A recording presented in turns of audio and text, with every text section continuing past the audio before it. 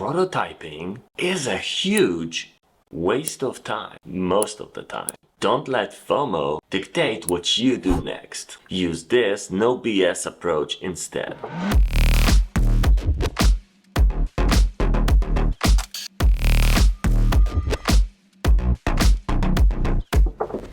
You've probably seen those blue lines everywhere now. Most modern design tools have a prototype function that allows you to connect the screens you created into a simple clickable flow. Think of it as a pretend coded product. And some design tools are pushing these prototypes to the next level with transitions, animations, and extremely complex nested prototyping or even a little bit of coding. To many designers, this is scary. It feels a little bit like this. So should you start learning these new patterns? Should you start mastering prototyping? Not really. I started my own agency back in 2011, and since then we've done somewhere between 300 and 500 projects for companies of all sizes. We've done projects for huge brands like Samsung, BMW, Viacom, Nickelodeon, and many more. The project scopes range from banking apps all the way to pregnancy trackers and mobile games. We've done pretty much every product category out there. We also worked with a lot of startups. Okay, how often do you think a company that's doing this professionally for over 10 years has been doing clickable prototypes for their client? Do we connect every single project into a clickable prototype because it feels professional? Nope, no, no, nope, no, nope, no, no, no, no. I'd say it's a little less than half the time, and here is why. A clickable prototype like that only makes sense in a couple of scenarios. Number one, and this is one that's the most often used by people trying to push you into prototyping, is that you can use that clickable prototype to do user testing, which is something that we practically never do this way because these prototypes are very easy to break and they're not as robust as you'd really like them to be for user testing. So instead, for user testing, we simply code an HTML prototype that has fields that you can actually type something into, form fields that validate, and things that feel like they're actually working. Even with all those new features and the complexity added to the prototyping,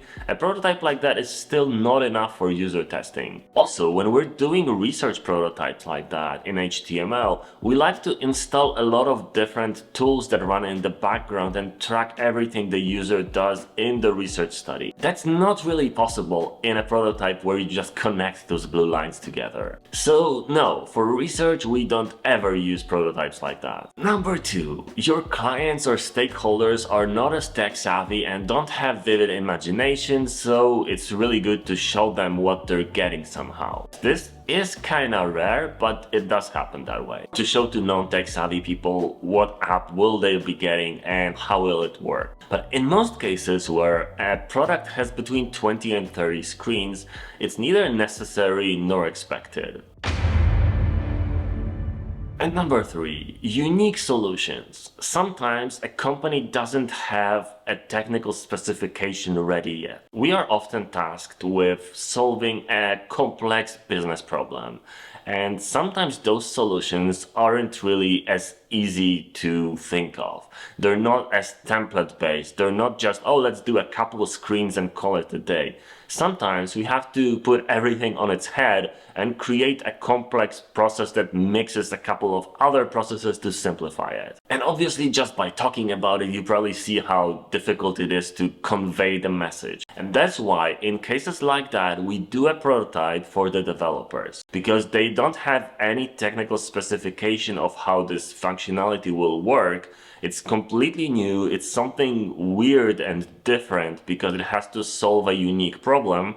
So we need to show them how will it work because they need to think about how they're gonna code it. It also happens with unusual interactions or changing of the flow in a big significant way. But here's the truth. Most typical agency work, and we work with startups now a lot, it's around 20, 30 or 40 screens. And if you divide them right into logical flows, like the login goes into one row in the design tool, then the registration is simply right below that, then the main flow of the app is below that, and then some other flows underneath. It's completely enough for everybody to understand how the product's gonna work, for the developers to code it, for the stakeholders to give feedback. It just works. And doing these for user testing is really unnatural. If you want to do research that makes sense, if you want to do user testing that will give you some useful insights, then definitely do code a prototype in HTML, do some trackers in there, and make it a fully working prototype, not just a set of connected screens. So yeah,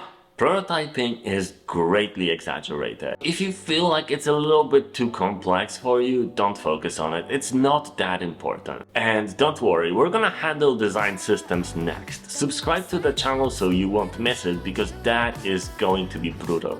Till then, and have a beautiful day.